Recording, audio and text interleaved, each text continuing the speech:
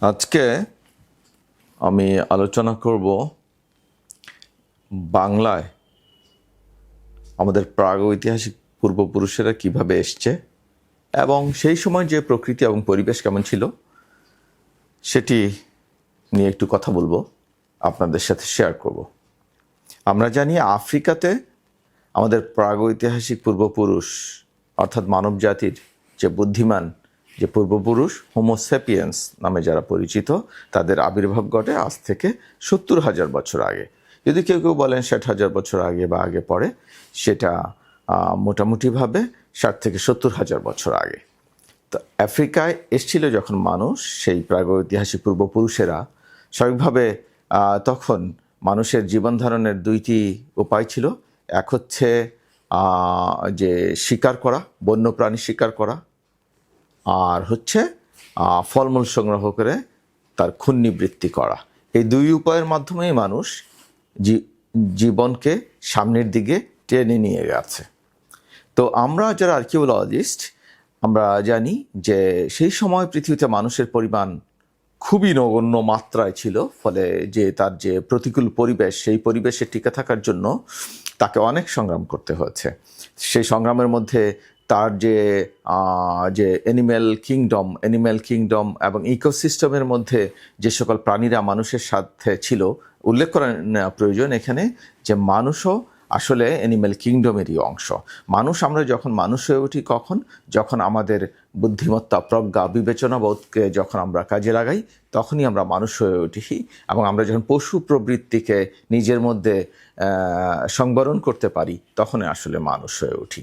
তো সেই পরিবেশের মধ্যে দিয়ে তাকে প্রতিনিয়ত তাকে যুদ্ধ করতে হয়েছে, তাকে টিকে থাকতে হয়েছে। তার অ্যানিম্যাল কিংডমের অন্যান্য প্রাণী, হিংস্র জীবজন্তু যেগুলো ছিল, সেগুলো আক্রমণ থেকে রক্ষা পেতে, তাদের খাবারে পরিণত হতে দেয়া থেকে বাধা দেওয়া ক্ষেত্রে। তো এইভাবে মানুষ কি করেছে, সে যখন যেখানে সেই প্রাণী শিকার করতে পেরেছে, যখন প্রাণীর সংখ্যা কমে এসছে, তখন সে অন্য কোনো জায়গায় শিফট করেছে। কিংবা ফলমূল যেখানে সে প্রচুর পরিমাণে পেত, যতদিন সে সেই পরিমাণ ফলমূল সেখান থেকে সংগ্রহ করতে পারত, তখন সেই সময়টা সে সেখানে ছিল। অন্য সময়গুলোতে যখন ফলমূলের পরিমাণ কমে গেছে, তখন সে অন্য কোনো একটা জায়গায়, সুইটেবল জায়গায় সে শিফট করেছে।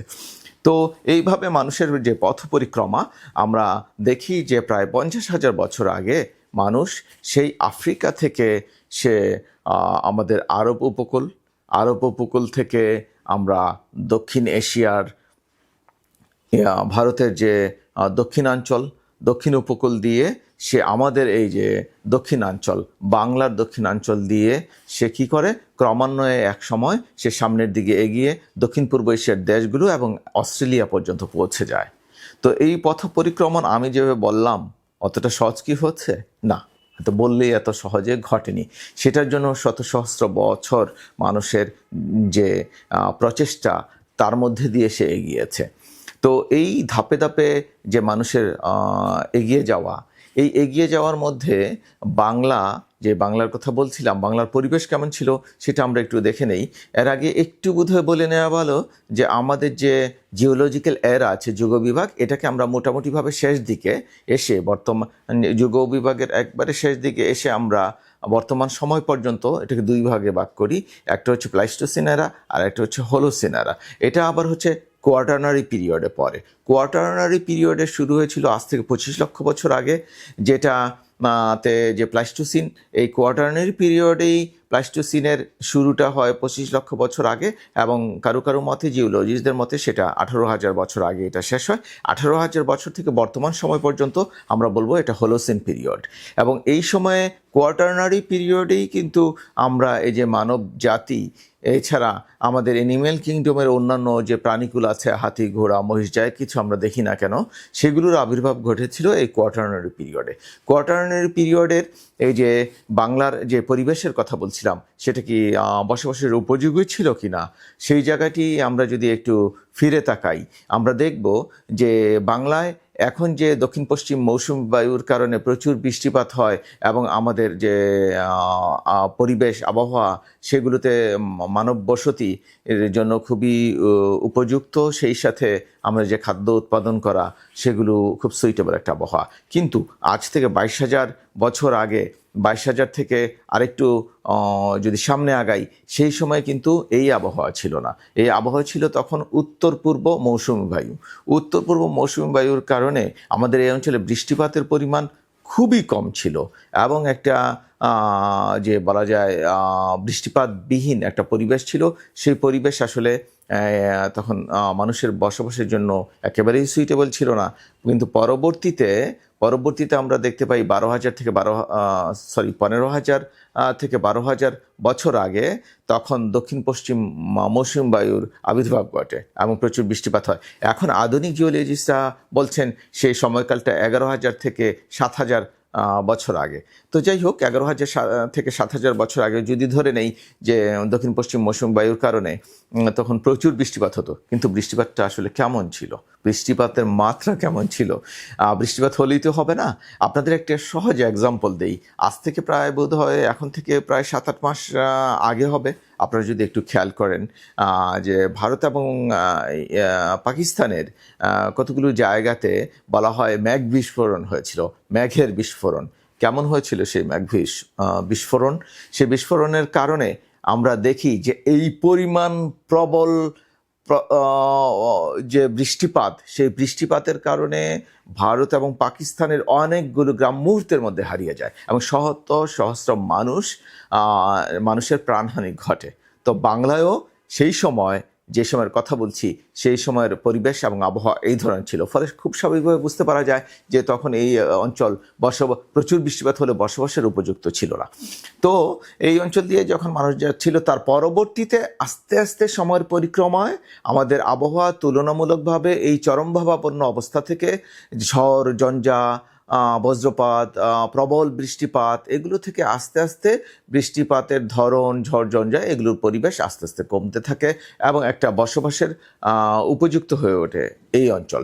তো যারা এই অঞ্চল দিয়ে, যেটা বলেছি যে সাউথ ইন্ডিয়ান যে কোস্টাল এরিয়া আছে এবং আমাদের যে কোস্টাল এরিয়া আছে, এই অঞ্চল দিয়ে যখন মানুষ এই দক্ষিণ পূর্ব এশিয়া এবং অস্ট্রেলিয়া যায়, তখন আসলে যে পরিবেশ ছিল, সেই পরিবেশে যে সিবেড, আমরা যে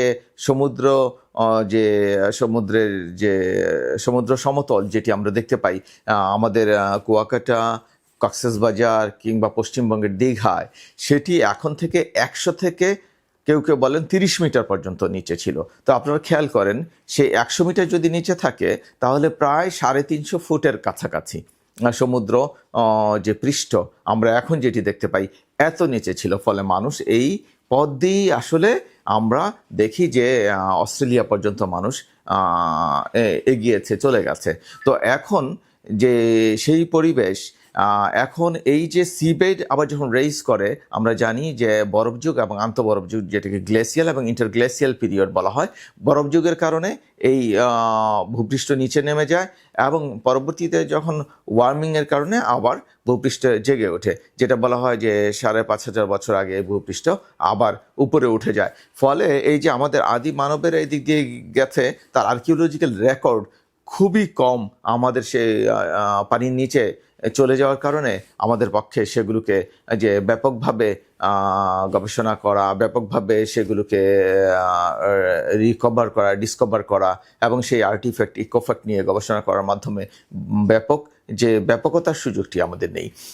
তো আমাদের তাহলে এই অঞ্চল দিয়ে মানুষ যে গেছে, আমাদের পূর্বপুরুষদের কিছু ছাপ তো থাকা উচিত, তাই না? প্রাগৈতিহাসিক পূর্বপুরুষদের তো তাদের কিছু নিদর্শন থাকা উচিত। হ্যাঁ, নিদর্শন যদি আমরা দেখতে যাই, তাহলে আমাদের একটু দেখতে হবে আজকে যে ভারতের যে অঞ্চল আন্দামান এবং নিকোবর, সেই অঞ্চলে আমাদের এই যে বলেছি যে প্রাগৈতিহাসিক পূর্বপুরুষরা যারা প্রথম এই অঞ্চল দিয়ে যায়, তাদেরকে আমরা বলি নেগ্রিটোদের যে কিছু সম্প্রদায়, দুইটা আদিবাসী সম্প্রদায়ের নাম উল্লেখ করব আমি।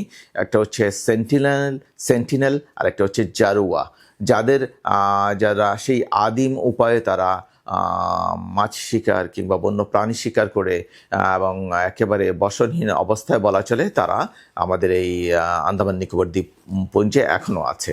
তো তারা আমাদের যে এই পূর্বপুরুষদের যারা এদিক দিয়ে পথ পরিক্রমণ করেছে তাদের একটি অংশ হচ্ছে তাদের একটা পার্ট পকেট আমরা ওই অঞ্চলগুলোতে এই আন্দামান নিকোবরে তাদের মধ্যে দেখতে পাই। তো আমরা আজকে যে বাংলার পরিবেশ এবং বাংলা যে আদি মানুষেরা যারা ছিল তারা কিভাবে গিয়েছে তার একটি ধারণা আমরা দিলাম। এর মধ্যে একটু বলে রাখা আরেকটি কথা উল্লেখ করা প্রয়োজন যে আমাদের এই অঞ্চলে যে প্রাচীন ভূভাগ যেটি প্লাইস্টোসিন পিরিয়ডের কথা বলেছি আমরা 25 লক্ষ থেকে 18,000 বছর আগে, এই প্লাইস্টোসিন পিরিয়ডের কিছু ভূভাগের উল্লেখবোধ করা উচিত যেগুলি প্রাচীন ভূভাগ, যেমন আমাদের বরেন্দ্র অঞ্চল বাংলাদেশের, তারপর হচ্ছে লালমাই ময়নামতির কিছু অঞ্চল, তারপর হচ্ছে মধুপুর অঞ্চল, যে জায়গার মাটি একটু লাল, তারপর হচ্ছে একটু লাল নুড়ি পাথরের কণা এই ধরনের মিশ্রিত মাটি থাকে। আর তেমনিভাবে আমরা পশ্চিমবঙ্গে দেখতে পাই বাঁকুড়া অঞ্চলের যে মাটি, এগুলো হচ্ছে আমাদের প্লাইস্টোসিন পিরিয়ডের। তো এখন আমরা বসবাস করছি কিন্তু হোলোসিন পিরিয়ডে, যেটি আগে উল্লেখ করেছি। তো আমাদের আজকে ধারণা দেওয়া হয়েছে যে আমরা বুঝতে পেরেছি যে কারা আমাদের এই অঞ্চল দিয়ে এবং কখন এরা আমাদের বাংলায় প্রথম কারা এসেছিল এবং বাংলার যে আদি পরিবেশ কেমন ছিল। তো আপনাদের নিশ্চয়ই আবার ভবিষ্যতে আশা করি অন্য কোনো একটি এপিসোড বা অন্য কোনো আলোচনায় আপনাদের সাথে দেখা হবে। সেই পর্যন্ত ভালো থাকবেন, সবাইকে শুভেচ্ছা।